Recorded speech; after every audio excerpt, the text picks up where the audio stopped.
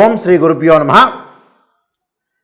కుజగురువుల యొక్క సంయోగం అంటే గోచారరీత్యా వృషభ రాశిలో కుజుడు గురువు కలవటం అనేది మనకి జూలై 12వ తారీఖు నుంచి ఆగస్టు 26వ తారీఖు వరకు కూడా 45 రోజుల పాటు కుజుడు గురువుతో కంజంక్షన్ కావటం అనేది ఉండటం వల్ల వివిధ రాశుల వాళ్ళకి వివిధ ఫలితాలు విభిన్నంగా ఉండే అవకాశం అనేది ఒకటి ఉంటుంది. ఈ కుజగురుల యొక్క సంయోగాన్ని మనం చూసుకునేటట్టయితే కుజుడు గురువుకు మిత్రుడు, అంటే రెండు కూడా మిత్రగ్రహాలు వృషభ రాశిలో సంచారం చేయటం వల్ల మనకి కుజుడు యుద్ధకారకుడు, అంటే పోరాట ప్రతిమ కలిగిన గ్రహం, అంటే సైన్యాధ్యక్షుడని మనం చెప్పుకుంటాం. అలానే ఏదైతే కుజుడు ప్రమాదాలకి సంకేతం, అలానే ప్రమాదాలతో పాటు యుద్ధాన్ని చేయటం, కోర్టు సమస్యలు, అలానే భూ సంబంధమైన విషయాలు, అలానే అగ్రికల్చర్ ల్యాండు, ఇళ్ళు, construction, chemical companies, real estate సంబంధించిన కారకుడు అంగారకుడు. అంగారకుడు గోచారరీత్యా సహజంగా 3, 6, 11 స్థానాల్లో ఉంటే సుఫలితాన్ని ఇస్తాడు. ఎవరి రాశి నుంచి అయినా సరే అది గుర్తుపెట్టుకోవాలి. అలానే గురువు ధనకారకుడు, సంతానకారకుడు, భాగ్యకారకుడు, లాభకారకుడు, కుటుంబకారకుడు. సంతానాన్ని ఇచ్చేది ఆయనే, ధనాన్ని ఇచ్చేది ఆయనే. ధనం మూలం మిదం జగత్తు. కుటుంబాన్ని ఇచ్చేవాడు కూడా గురువే. భాగ్య లాభాధిపతులు కూడా గురువు కారణభూతుడు అవుతాడు. అంటే గురుబలం ఉండాలి అని అంటారు. వివాహం కావటానికి కూడా గురువు ముఖ్యమైన పాత్రను వహించే అవకాశం ఎక్కువగా ఉంటుంది. కాబట్టి గురువు గోచారీత్యా తన రాశి నుంచి 2, 5, 7, 9, 11 స్థానాల్లో ఉంటే గురువు మంచివాడని మనకు గోచారం చెప్తుంది. ఇక్కడ అంటే మూల సూత్రాలు అనేవి చాలా ముఖ్యమైనవి నిజం చెప్పాలంటే, అందరూ కూడా తెలుసుకోవాలంటే. మరి కుజుడు గురువు శుక్రరాశిలో వృషభ రాశిలో సంచారం చేయటం వల్ల ఏ రాశుల వాళ్ళకి 45 రోజుల పాటు బాగుంటుంది అనేది మనం తెలుసుకోవాలి. దాన్ని బట్టి మనకి ఫలితాలు అనేవి గోచారరీత్యా ఫలితాలు కొన్ని మారిపోతూ ఉంటాయి. మకర రాశి వాళ్ళకి కుజగురుల యొక్క సంయోగం వృషభ రాశిలో, అంటే మకరం, కుంభం, మీనం, మేషం, వృషభం పంచమ స్థానంలో కుజుడు గురువు యొక్క సంయోగం వల్ల ఏ విధంగా ఉండబోతుంది అంటే ధనధాన్య వృద్ధి కలగటం, ఏ ప్రయత్నం చేసినా కూడా ప్రయత్నం సఫలీకృతం కావటం, ధనం కలిగే అవకాశం ఉంటుంది. కావలసినంత డబ్బు ఊహించని విధంగా చేతికి అందే అవకాశం ఉంటుంది. కష్టానికి తగ్గట్టుగా ఫలితం ఉంటుంది. ఆదాయ మార్గాల్లో అన్నీ కూడా ఆశించిన ఫలితాలు రావటం, ఆరోగ్యం అనేది కొంత కుదుటపడటం, వివాదాలు అనుకూలంగా పరిష్కారం కావటం, వ్యాపారం అనేది అనుకూలంగా ఉంటుంది. అలానే ఓపిక అవసరం, అలానే కొన్ని పనులు వాయిదా పడటం, ఆస్తి ఒప్పందాలు కూడా బాగా లాభించే అవకాశాలు ఎక్కువ ఉంటాయి. అంటే అన్నీ కూడా లాభంలోనే ఉంటుంది. మనోవాంఛా ఫలసిద్ధి, దైవానుగ్రహం ఉండటం వీళ్ళకి, అలానే ఐశ్వర్య ప్రాప్తి, కార్య అనుకూలత, బంధువృద్ధి, అలానే కీర్తి, ధనలాభం కలగటం, శారీరకంగా సౌఖ్యం కూడా లభించే అవకాశం ఉంటుంది. కానీ 5వ స్థానంలో గురువు యొక్క ప్రభావం వల్ల కొన్ని ఫలితాలు అనేవి విభిన్నంగా ఉండే అవకాశాలు ఎక్కువ ఉంటాయి.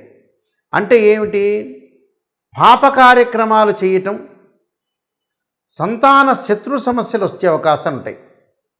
అంటే కొంత సంతానం ద్వారా బాగా చదువుతున్నా కూడా ఇంకా బాగా చదవాలని పేరెంట్స్ యొక్క ఒత్తిడి ఉండటం, పిల్లలకు కూడా స్కూళ్ళల్లో ఒత్తిడి జరిగే అవకాశాలు ఎక్కువ ఉంటాయి. అలానే దీనితో పాటు కొంత శత్రు సమస్యలు, సమయానికి ఆహారం అనేది తీసుకోకపోవటం, అకాల భోజనం చేయటం, వేడి పదార్థాలు తీసుకోవటం అనేది చాలా అవసరం. ఉద్యోగస్తులకి ప్రమోషన్లు రావటం, గృహ నిర్మాణం చేపట్టే అవకాశాలు ఎక్కువగా ఏర్పడటం, విదేశాలకు వెళ్ళటంతో పాటు మధ్యవర్తిత్వం అనేది పనికిరాదు వీళ్ళకి. ఏదైతే మధ్యవర్తిత్వం చేస్తుంటారో వాళ్ళు పనికిరాదు. వివాదాల జోలికి వెళ్ళొద్దండి. భూ సంబంధించిన విషయాల్లో కానీ, పొలాల విషయంలో కానీ, కన్స్ట్రక్షన్ విషయంలో కానీ, కెమికల్ కంపెనీ విషయంలో దూరంగా ఉండండి. లిటిగేషన్స్ విషయంలో దూరంగా ఉండటం చాలా మంచిది. అనవసరమైన గొడవలు, అనవసరమైన రాద్ధాంతాలు, కోర్టులు సమస్యలకి కోర్టు సమస్యలకి, పోలీస్ స్టేషన్ల విషయంలో కొద్దిగా దూరంగా ఉండటం చాలా మంచిది. కొన్ని వివాదాలు పరిష్కారం కావటం చాలా కొన్ని ఇబ్బందికరమైన వాతావరణం ఉంటుంది కాబట్టి ఉదర నేత్ర సంబంధమైన వ్యాధుల విషయంలో శ్రద్ధ పెట్టండి. అయితే సంతానం లేని వారికి మటుకు సంతానం కలిగే అవకాశాలు ఎక్కువగా ఉంటాయి. అంటే ఇన్ఫెర్టిలిటీ ఇష్యూస్ అంటారు. సంతానం లేని వ్యక్తులు ఉంటారు. అలాంటి సంతానం లేని వ్యక్తులందరికీ కూడా సంతానం కలిగే అవకాశం ఉంటుంది. సంతానం సంపదప్రదం అన్నారు. సంతానం కలిగితేనే లైఫ్ అనేది ముందుకెళ్తుంది కాబట్టి సంతానం అనేది చాలా ఇంపార్టెంట్గా మనం చూడాలి. ప్రయాణాల వల్ల ఎమినెంట్ స్కాలర్స్తో బాగా పరిచయాలు పెరగటం, ఆసక్తికరంగా ముందుకు వెళ్ళే అవకాశాలు, సర్వత్రా విజయం లభించే అవకాశం, సర్వకార్య సిద్ధి, స్త్రీ సౌఖ్యం, వాహన సౌఖ్యం లభించే అవకాశం, వాహనాలు కొనుగోలు చేసే అవకాశాలు ఉంటాయి. అలానే వాహనాలు కొనుగోలు చేయడంతో పాటు ఉన్నతమైన అభిప్రాయాలు కూడా, ఈ మానసికంగా ఒత్తిడి లేకుండా ఉన్నతమైన అభిప్రాయాలు కూడా వీళ్ళకి పెరుగుతూ ఉంటాయి. భార్యాభర్తల మధ్యలో గతంలో ఏదైతే వివాదాలు ఉన్నాయో అవన్నీ కూడా పరిష్కారం జరిగి ఉంటాయి. పరిష్కారం జరిగిపోతాయి ఈ 45 రోజుల్లో. అంటే పరిష్కరించబడుతాయని అర్థం. అంటే మంచిదేగా. వైఫ్ అండ్ హస్బెండ్ రిలేషన్లో ఎప్పుడూ కూడా ఆల్వేస్ బాండింగ్ అనేది ఉండాలి. ఈ ఆల్వేస్ బాండింగ్ ఉందంటే మంచిదే అని అర్థం.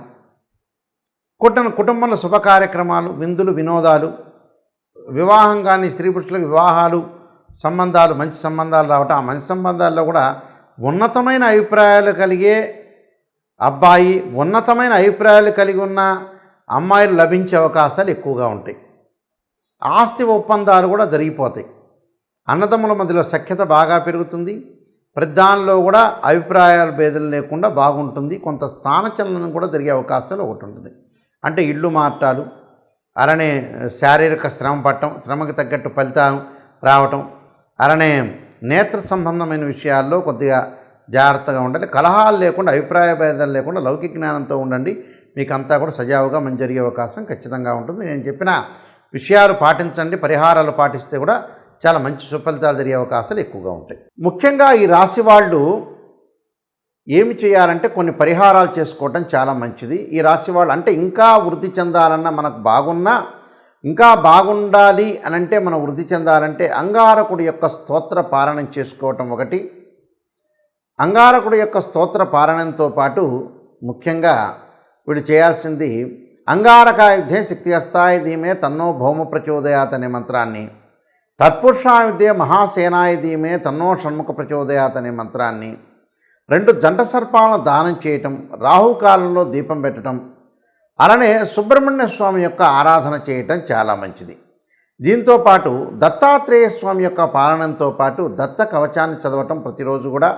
గురువారం రోజున దత్తాత్రేయ స్వామి యొక్క పాలనం చేయటం, దత్త కవచం చదవటం వీలైతే ప్రతిరోజు కూడా చేసుకోవటం తప్పేం లేదు.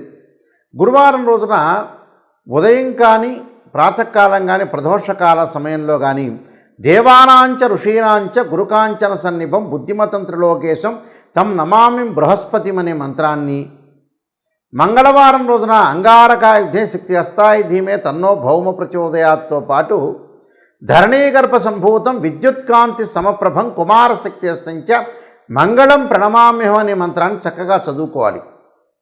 దాంతోపాటు ఆరోగ్యపరంగా కొంతమంది ఇబ్బందులు పడుతూ ఉంటారు.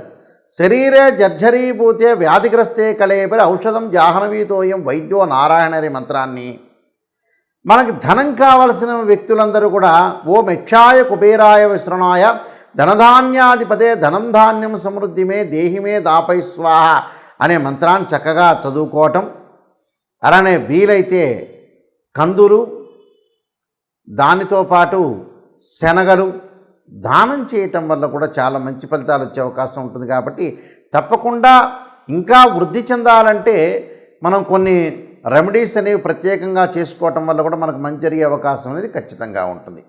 సర్వే జనా సుఖినో భవంతు.